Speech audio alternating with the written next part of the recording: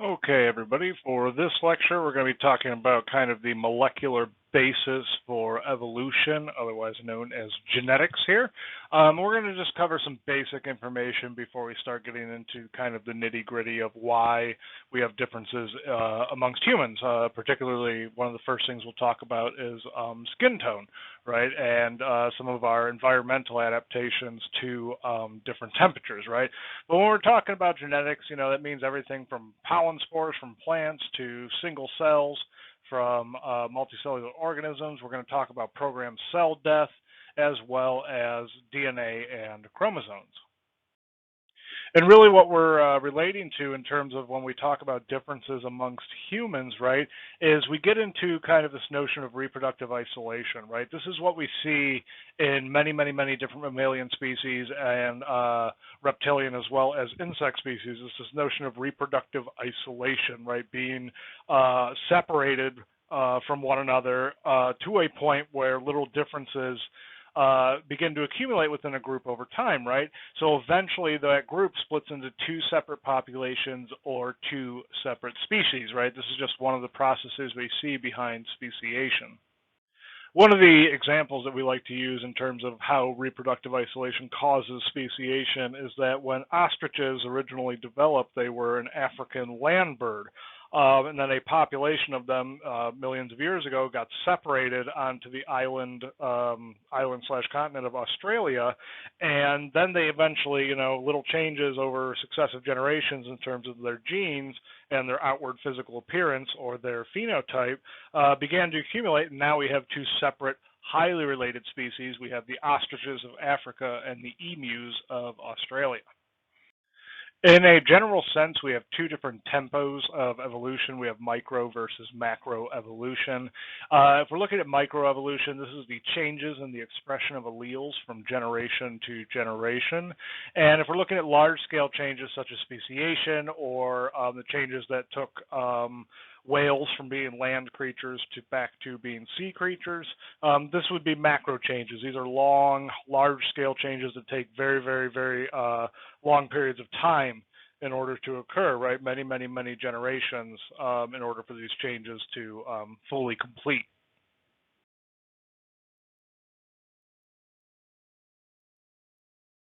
When we look at evolutionary processes, we also have something we refer to as cladogenesis. This is the act of a new species branching away from a common ancestor, right? Kind of like we see with dinosaurs and their phylogenetic relationship to birds, right? All sharing a common ancestor. Another major issue that we discuss when we look at evolution, evolutionary change over time, whether we're looking at humans, our ancestors, or any other mammalian species, is the notion of extinction, right? So remember George S. Cuvier, he's our father of catastrophism, right? And this was one of the major contributions that catastrophism really made to geology and evolutionary theory, this notion that these major catastrophes could cause some species to go extinct, right? So extinction is really defined as the loss of a species due to the disappearance of its members. And extinction is actually a common fate for most species, right? Most species that have ever existed on Earth are now extinct, right? So there's more species or more extinct species than there are living species. So some species even go extinct due to gigantism, right, where they go through such an evolutionary change that their bodies become so large that their systems on the inside cannot really maintain the large body size, right? There's one hypothesis that proposes that this is why a lot of mammoths and mastodons went extinct so quickly.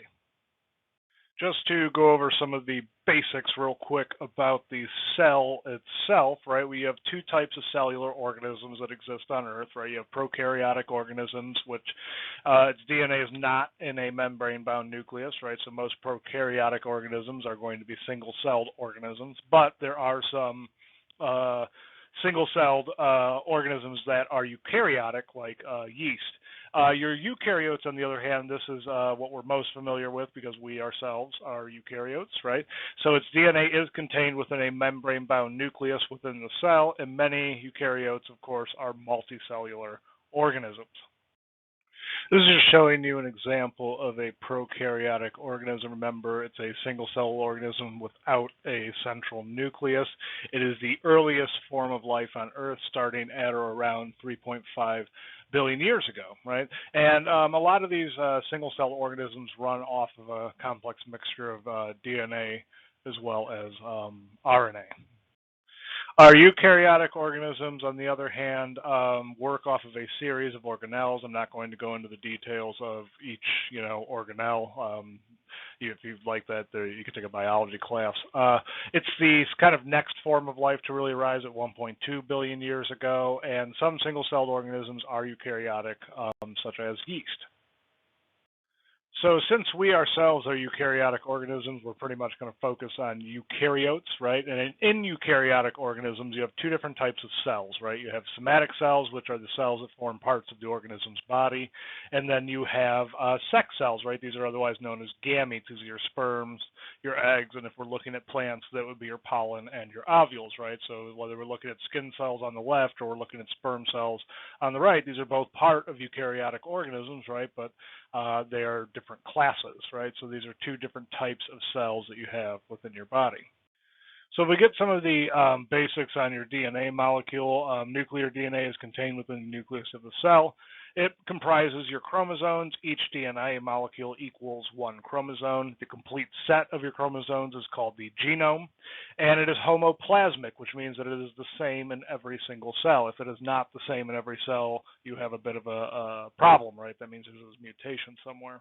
And then, of course, on top of that, you have the epigenome, which is a set of regulatory switches that wraps around your chromosomal DNA that turns certain genes on and certain genes off, right? Kind of we're really at the forefront now of trying to decide what, or trying to figure out or determine what role this epigenome plays in our normal biology.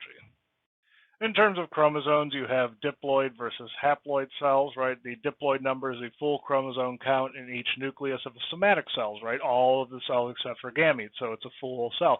So if we're talking about a somatic cell, it's going to be a diploid cell, right?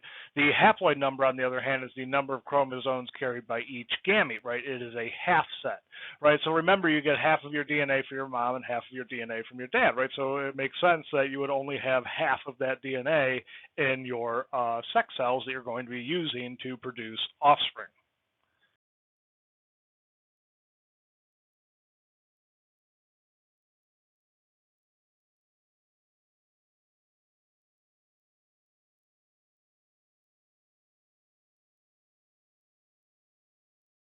This is showing you a line drawing of kind of the human chromosomes.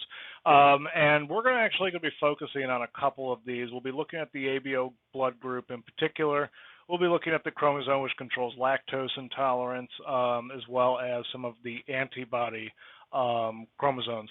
So we're actually going to look at a couple different sections here. I'm not going to expect you guys to know specific chromosomal names or numbers, but we will be looking at quite a few. So your other form of DNA comes in the form of your mitochondrial DNA. It's contained within the organelle in the cell cytoplasm. You can actually see a mitochondria featured down here in the photo. It's inherited directly from your mother. This is why we are able to trace mitochondrial DNA all the way back. This is what was used as evidence to say that humans or modern Homo sapiens came at or around 280,000 years ago within Eastern Africa. And of course, from biology, we know that mitochondria are responsible for converting sugars and fats into ATP, which is an energy source for the biochemical activity within your cells. And a single human liver cell, to give you an example, contains between 1,000 to 2,000 mitochondria, which makes a lot of sense if you think about what the function of your liver is. It's a giant filtration system, and that's going to require a lot of ATP, a lot of energy in order to function adequately. So in essence, your DNA molecule is your chemical blueprint for life, right? It's the chemical template for every aspect of an organism. It is in a double helix ladder-like structure, right, with the latticle verticals being phosphates and sugars, and the ladder rungs are made up of your four bases, right? Your adenine, your thymine, your guanine, and your cytosine, which always come in complementary pairs, right? And we're not going to deal a whole lot with this. This is just giving you still some basic background information on the DNA molecule.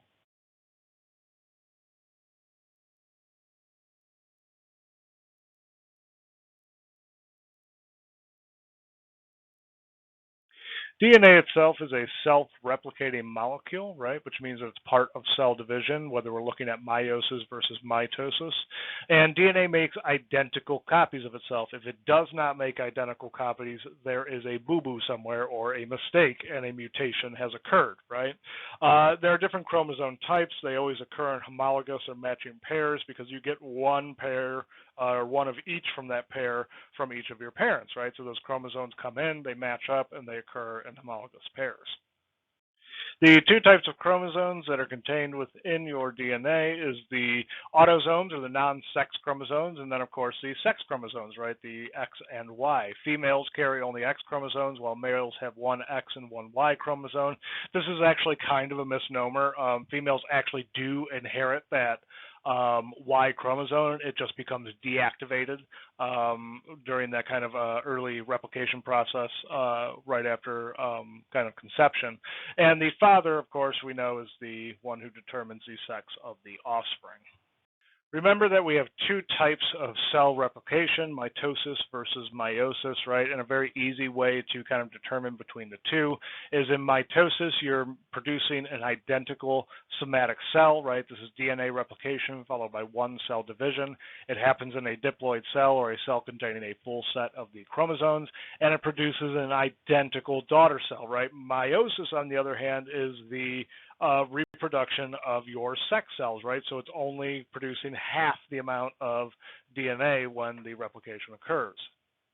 In terms of growth, the fastest growth period that you have as a human being is what we call rapid mitosis, and it's responsible for the growth of an individual from one cell to a complete baby in just a span of 9 months, right? It's a very accelerated growth rate. It's the fastest growth rate that you will experience throughout your life. If we look at meiosis, on the other hand, or the production of gametes, it's one DNA replication followed by two cell divisions, right? So gametes are haploid, or half the number of chromosomes, and they do not result in identical cell copies, right? And there are errors which can occur during meiosis, which could have some very serious side effects. We have non-disjunction and translocations, right? In terms of failures and replications, or what I like to refer to as DNA screw-ups, you have a couple different types. This is when DNA does not replicate properly. You have translocations, which is the switching of entire chromosomal sections, and you have non-disjunctions. This is where the DNA fails to split properly in some areas. No matter which one these are, if they are not corrected, they generally result in kind of fatal frameshift mutations or other mutations which result in very, very bad congenital diseases. When DNA does not fix itself properly but still leaves a viable offspring, this is something that we refer to as germline mutations. These are hereditary mutations that are passed from parent to offspring, and they account for 5 to 20% of all cancers, right? If we look at an example, we have the BRCA1 gene mutation, which leads to hereditary breast cancer, right? The BRCA1 gene and 2 genes are genes which are responsible for DNA repair and suppress cancer growth. So if you have a mutation in either one of those genes, it makes you more susceptible to the development of breast cancer. Other repair mechanisms that you have, the one I'll talk about here is telomere length. We have noticed, and we're still kind of investigating this, or biologists and geneticists are investigating it, but as we age, the telomere length on the end of our chromosomes gets shorter and shorter. And we do notice that whenever there is a DNA mix-up, or whenever DNA fails to replicate properly, those telomeres are used as kind of repair, or almost like a glue you can think of, to kind of hold the DNA together and repair the broken area or fix the failure to split properly. So as you age, those telomeres get shorter, and your ability to repair DNA becomes severely diminished over time. This is why we see a lot of cancers and other things that appear or pop up later on in life. So one of the areas of investigation in not only extending the human lifespan, but as well as dealing with the prevention of disease, is really looking at the relationship between these telomere lengths and the prevalence of certain diseases.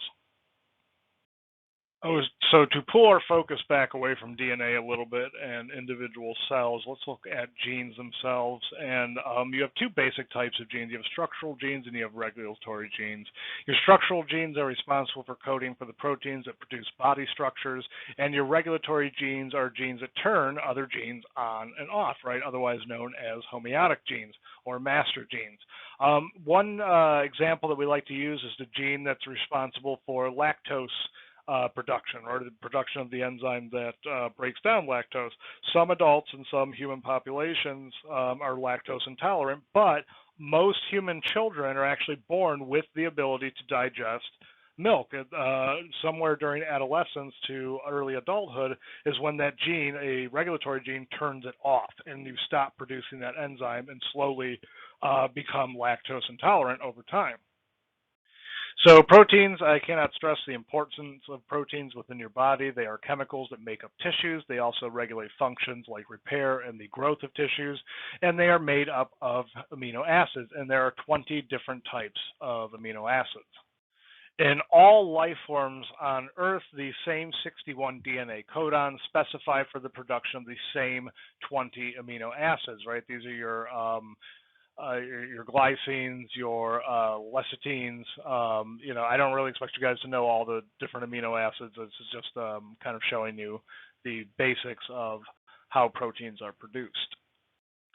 Similar to how your genes work, you have two different classes of proteins. You have structural proteins, which are responsible for physical characteristics, and you have regulatory proteins, which are responsible for functions. These are things like your enzymes, your hormones, and your antibodies, right?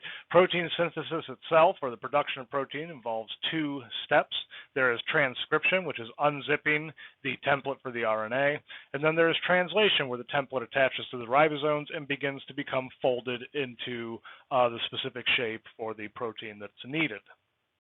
When we look at the DNA that's responsible for coding proteins, we refer to that as coding DNA, and most of human DNA is actually non-coding. Actually, only between 1% to 2% of our DNA actually codes for the production of proteins. A lot of it is repetitive sequences and unique non-coding DNA. These would be the segments that are used to repair DNA in which DNA mishaps or translocations and mutations and things like that occur in our coding genes.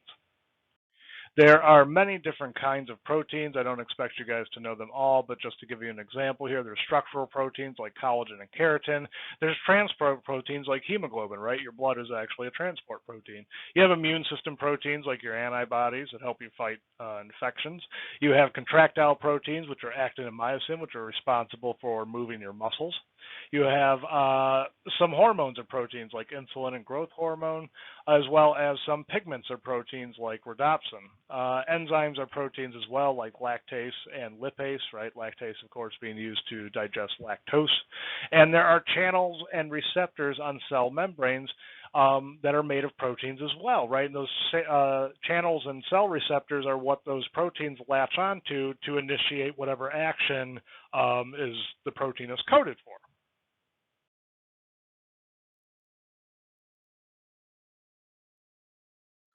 So we are now kind of done talking about the basics of evolutionary kind of genetic theory. So let's kind of pull back and start talking about evolution a little bit again. We'll talk a little bit more about proteins, but I kind of want to interject something here that's a little more fun. You may be asking yourself, yes, it's great to talk about how genes change from generation to generation, but have we seen any real, true physical evolutionary change that's occurred in our species since we have become modern Homo sapiens? And actually we have. Last year we discovered that kids are being born with an extra little piece of bone on their occipital bone, which we are starting to call, quote unquote, a horn, right? And people are actually developing these over the course of their lifetimes as well.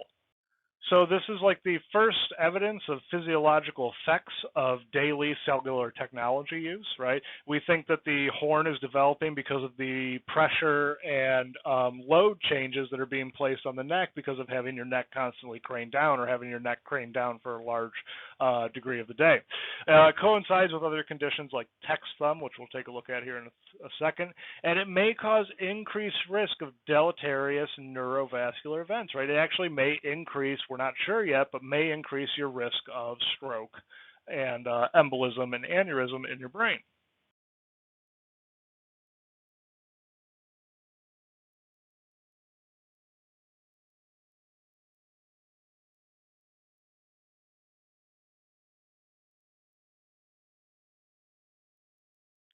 Okay, now that we're done talking about a couple fun things, but yes, the horns and text thumb are kind of the two physiological changes that we've really seen that have occurred with modern technology that most individuals may actually deal with on a daily basis. So kind of shifting our attention back to proteins. Remember, we said that there's codons, which are three bases that specify for a particular amino acid. The amino acid is then brought to a ribosome. Their amino acids are bonded together, forming a chain.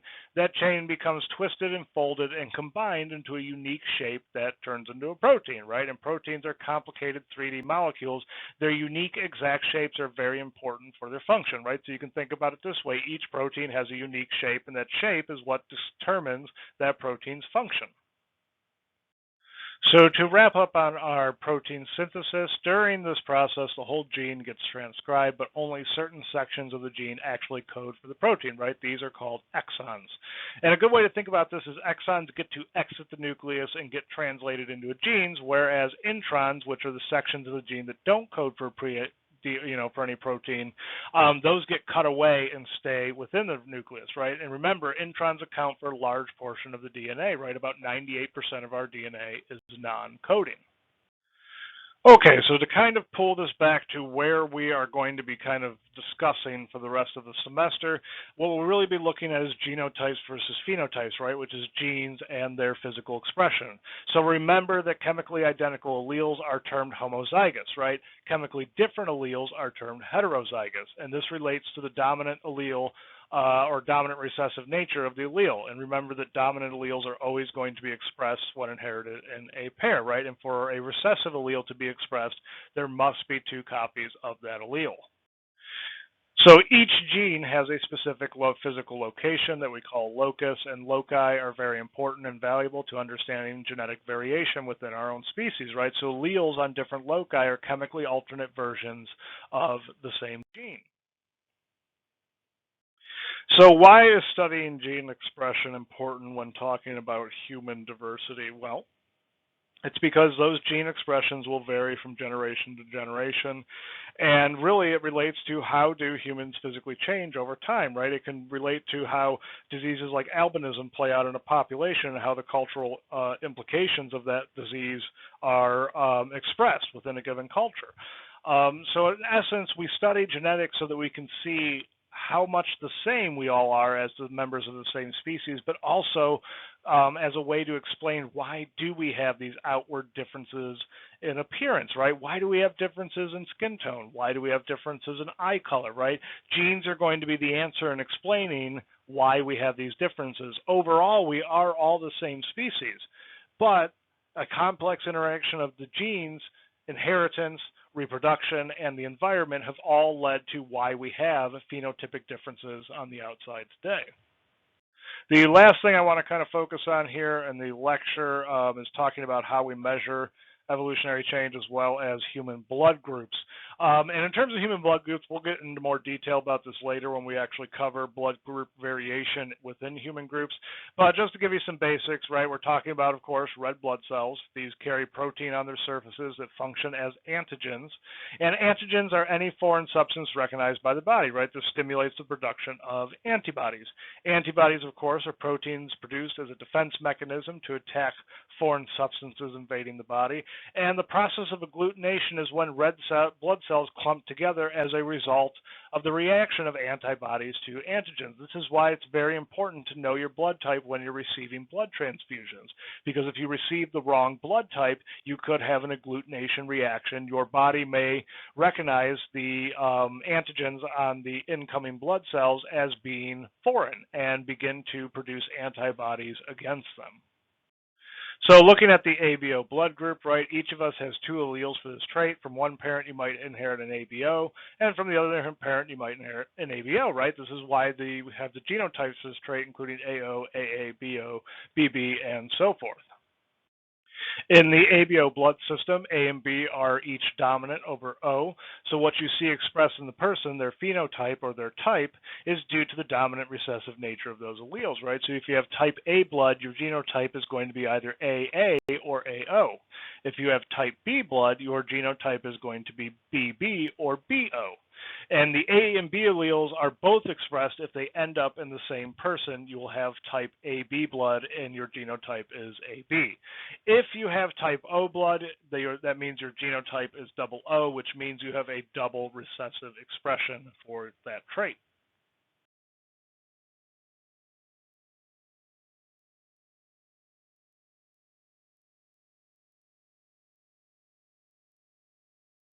So how do we measure whether or not evolutionary change is occurring, right? Remember, we talked about how evolution takes many, many generations for real substantial change to occur, but there are ways to measure the differences in alleles that occur from one generation to the next. This is something we call the Hardy-Weinberg Equilibrium equation. It's an equation that will let you know if evolution is occurring, and it assumes that most times populations are in stasis.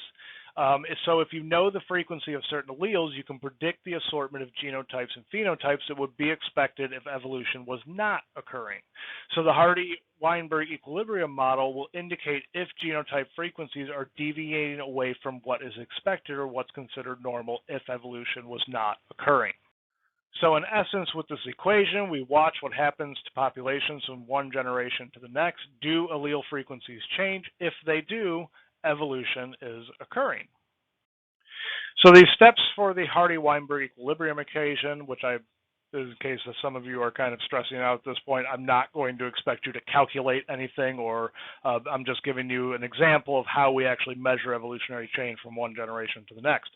So for the steps of this equation, you first isolate your population, then you measure your allele frequencies for a particular trait within that population, how many of the individuals have that trait or that allele. The genotype frequencies you observe are compared to the frequencies predicted by the equation.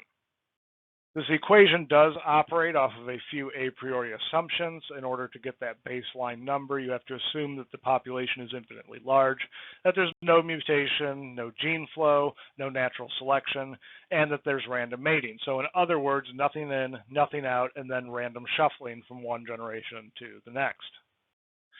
If all of these conditions are met, allele frequencies stay the same from one generation to the next, right? No evolution will occur, i.e. equilibrium.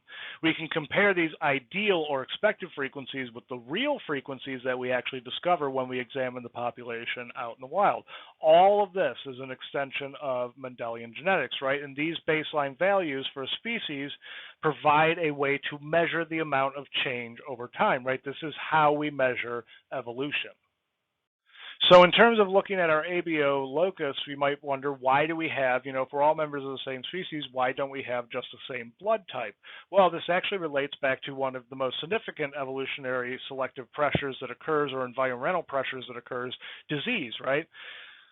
So if we look at the historic development or the introduction of each of these alleles that have led to the differences in blood types that we have today, we've come up with the notion that the B allele helps protect against infant diarrhea, the A and B alleles help protect against the plague, and the O allele will help protect against bronchial pneumonia. If you have the RH plus allele, which makes you more susceptible to smallpox, and a lot of Native Americans actually have the RH plus allele, which means this is why smallpox was particularly virulent and deadly to Native American populations, right? So this is just going to show you that we have this variation because our species has responded to significant disease pressures over our evolutionary history. So to kind of wrap things up here, just to give you an indication, remember that genes are not the unit of evolution that we're really concerned about. The smallest unit of evolution is a single population, right? So remember that natural selection acts on genes, but evolution itself acts on populations, right? So this is going to kind of conclude our basic overview of genetics and evolutionary theory. So this should give you a good foundation of understanding why we see these differences in different human groups, even though we are all members of the same species and we all have very little genetic diversity between us. So what we're going to see now, or what we're going to focus on from this point forward, is looking at how humans have responded to environmental pressures, how those responses have led to physical differences in outward appearance, and how we have latched onto those differences to create this arbitrary thing as races, and have used those to justify social inequality and prejudice that have occurred in multiple cultures throughout history.